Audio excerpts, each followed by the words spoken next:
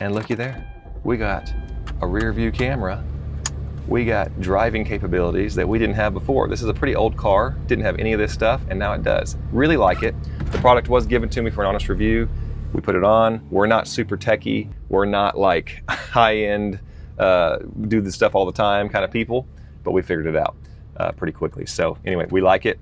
This is my honest review. I really enjoy it. My son really enjoys the upgrade to his car. Now let me show you some of the functionality. This is driving mode. This is the back camera. You can just drive with the back camera on the whole time. That's cool. Or when you have it in driving mode, the reflection is like a true mirror. And so you can go either way if you like the old school style or the new. This again is the back. Then you can touch it and switch while you're driving to a split screen of front and back, or just front, or just back. You can record. Tons of features in there. You can switch things around, not just kilometers and miles or brightness and settings like that, but just lots of things just to look through. Pretty cool.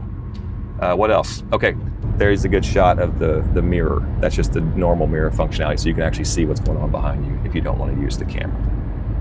Look at there. That's like just a regular mirror until you turn it on. So all in all, we love it. Again, this was sent to me for an honest review. This is my honest review. I highly recommend it. Super cool and a huge upgrade. I'm gonna show you one more thing here.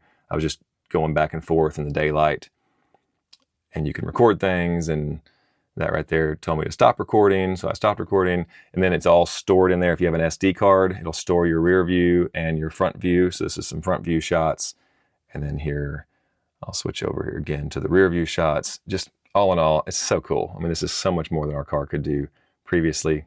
Big thumbs up. I'm gonna let this footage run just a little bit longer so you can continue to see some of the functionality. Hope that helps.